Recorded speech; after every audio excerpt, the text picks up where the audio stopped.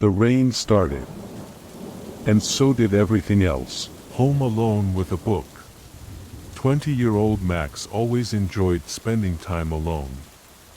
His parents had gone away for the weekend to visit friends, leaving him in their big country house. The evening was quiet, with rain tapping on the windows and the wind rustling the tree branches outside. Max decided to spend the time reading a book his friend had recommended. It was a detective novel called Shadows of the Past. He wrapped himself in a blanket, sat in a chair by the fireplace, and started reading. The book was gripping. It told the story of a series of murders in a small town, and each chapter ended on a suspenseful note. Max got so immersed in the story that he lost track of time. But then, suddenly, he heard a noise. Something had fallen upstairs. Max froze for a moment. He knew the house was empty. His parents wouldn't be back for 2 more days. He put the book down and listened carefully. Again, he heard something, footsteps. He grabbed his phone to call his parents, but there was no signal. The storm must have damaged the lines. Max decided to go upstairs, holding a baseball bat in his hand. The footsteps seemed to be coming from his parents' bedroom. He opened the door and froze. A man wearing a mask was sitting on the bed. He held a knife and stared directly at Max. "You shouldn't have come in here," the man said, his voice calm but threatening. Max started backward, slamming the door shut. He heard the man laugh and then footsteps getting closer. Max ran to his room, locked the door, and wedged a chair against it. He tried calling the police, but his phone was dead. Suddenly, he noticed something on the floor, a note that hadn't been there before. It read, "You're next." A cold chill ran through Max. He remembered the book he had been reading. In it, the killer left notes for his victims. He opened the book randomly and saw that the next chapter was titled "The Final Step." His heart raced. He realized this wasn't just a coincidence. Max decided to hide in the basement. He ran to the stairs but suddenly remembered he'd left the book in his room. He went back, but the book was gone. Instead, there was a knife on the floor, similar to the one the man in the mask had been holding. Max heard footsteps outside the door. He grabbed the knife and ran to the basement. There, he found an old chest he had never opened before. Inside were photographs, pictures of him. On the back of each was a date, as if someone had been watching him. The last photo was taken today, while he was reading the book. Max stood frozen, holding the book. His mind raced, piecing things together. The book had been given to him by Jake, a friend he'd met a few months ago. Jake had always seemed a bit odd, but Max had never paid it much attention. They'd gone for coffee together, talked about books, and Jake often mentioned how important it was to unravel the mysteries of life. Now, those words took on a sinister meaning. Max tried calling Jake, but his phone was dead. Suddenly, he heard a voice from upstairs. "Max, are you there?" It was Jake's voice. Max felt a wave of relief, but then he remembered the photos in the chest. His heart raced. He didn't answer, holding his breath. The voice continued. "I know you're there. You read the book, didn't you? It's about you." Max felt panic rise in his chest. He realized the book wasn't just entertainment. It was the key to something much bigger. He flipped through the pages, searching for clues, and suddenly his eyes landed on one line. "Sometimes, the darkest secrets are hidden in those you know best. Max decided to get out of the basement. He remembered an old tunnel that led to the shed.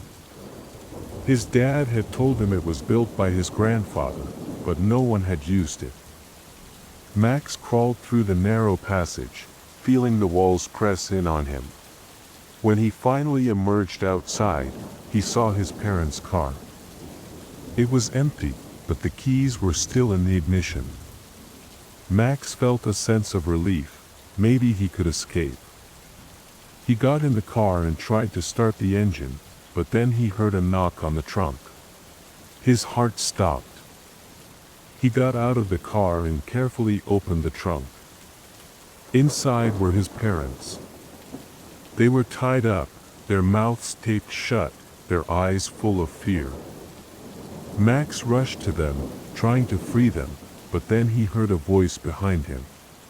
"You shouldn't have left." Max turned around. It was Jake.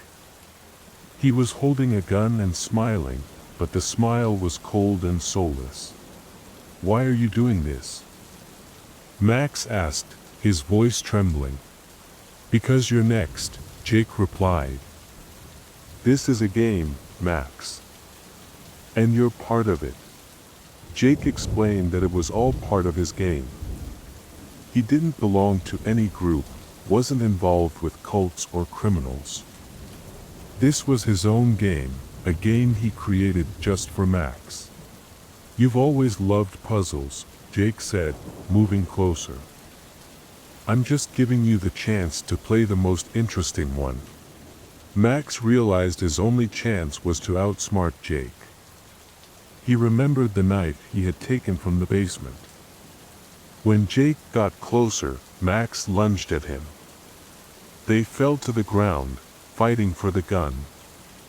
Jake was stronger, but Max fought desperately. He thought of his parents, still trapped in the trunk, and that gave him strength. Suddenly, the gun went off. Jake froze. He looked at Max in disbelief, as if he couldn't believe it had ended this way. Then he fell to the ground, and Max saw the blood on his chest. Max freed his parents, and they left the house together. When they got to the police station, Max realized Jake was gone.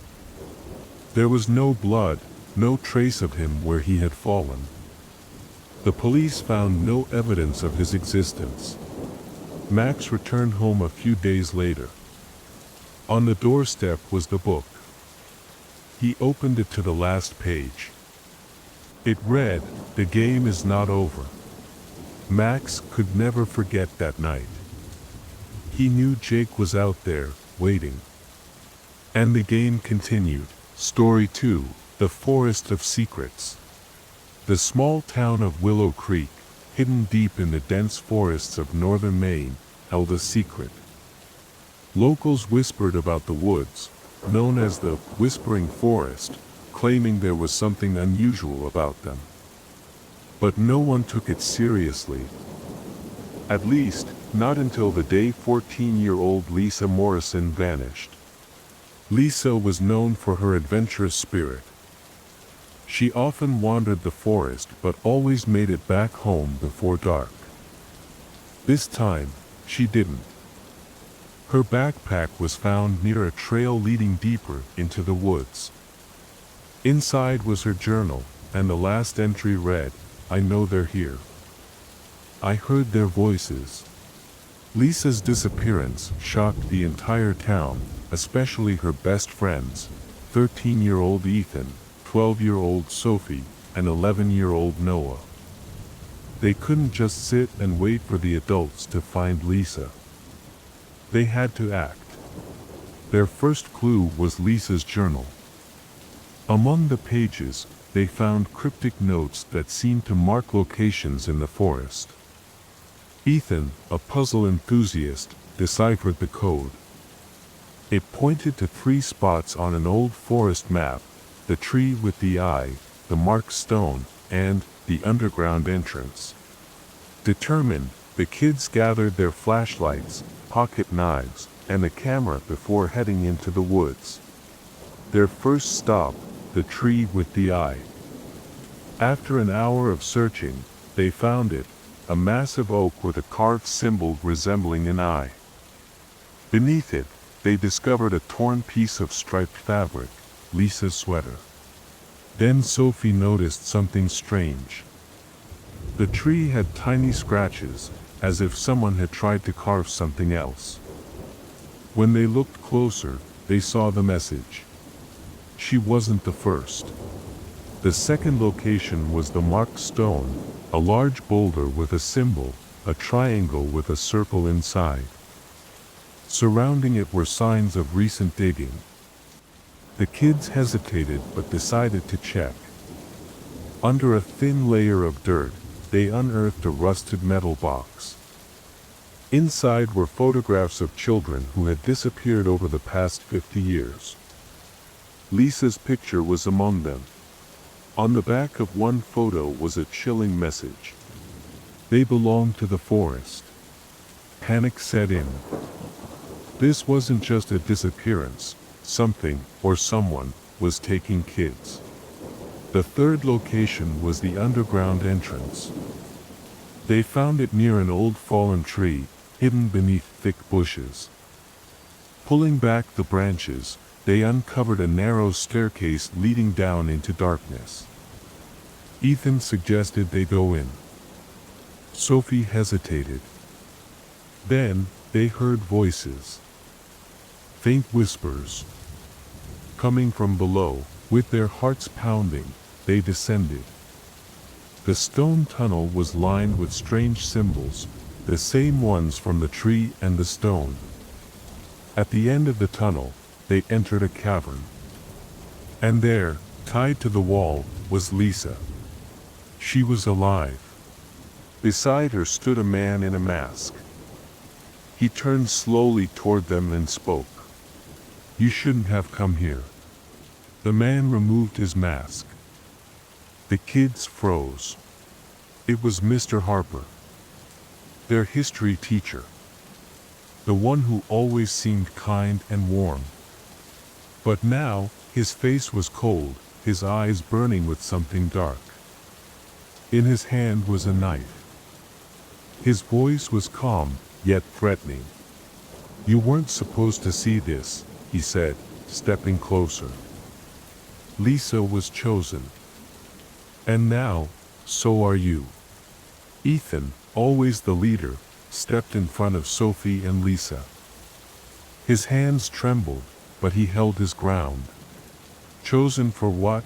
he asked, trying to stall. Mr. Harper's lips curled into a chilling smile. "To be sold. There are people who pay well for smart, healthy kids. And you, my dear students, are perfect candidates." Sophie's body went cold. She couldn't believe it. Their teacher, the man who helped them with homework and joked in class, was a monster. Lisa sobbed, but Harper didn't even glance at her. Then, something unexpected happened. Noah, the quiet, shy one, stepped forward. His face was pale, but his eyes burned with a strange determination. "I knew you'd do this," he said, looking at Mr. Harper. Silence.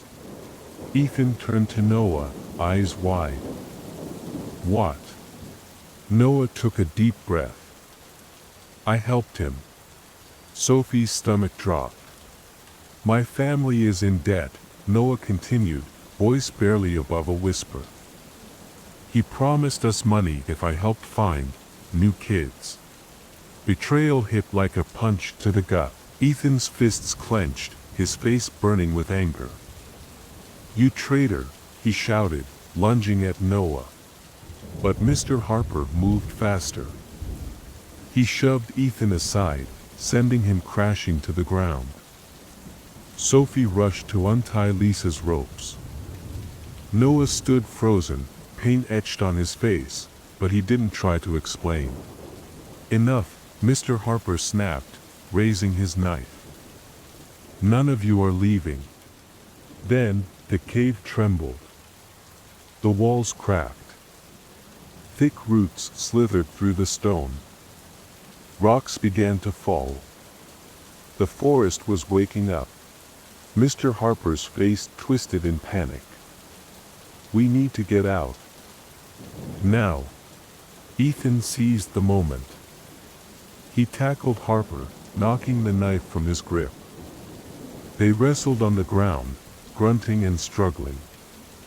Sophie freed Lisa, and together they bolted for the exit. Noah stood still, tears in his eyes. He looked at Ethan, then Harper. Then, in a sudden burst of movement, he shoved Harper back, giving Ethan a chance to escape. Run! Noah screamed. Ethan, Sophie, and Lisa sprinted toward the exit. But Noah stayed behind. Harper, furious, lunged at him. You little. Then, a massive rock fell from above, sealing the cave entrance. The children ran through the forest, hearts pounding, lungs burning. They didn't stop until they reached the edge of town. Lisa was reunited with her family. She never spoke about what happened in the forest. Mr. Harper's body was found in a collapsed cave. Noah was never seen again. The kids never returned to the Whispering Forest. But sometimes, late at night, they still heard the voices from their dreams. They knew the forest was still there, waiting. And one day, it would wake again. We are not alone. The rain keeps secrets.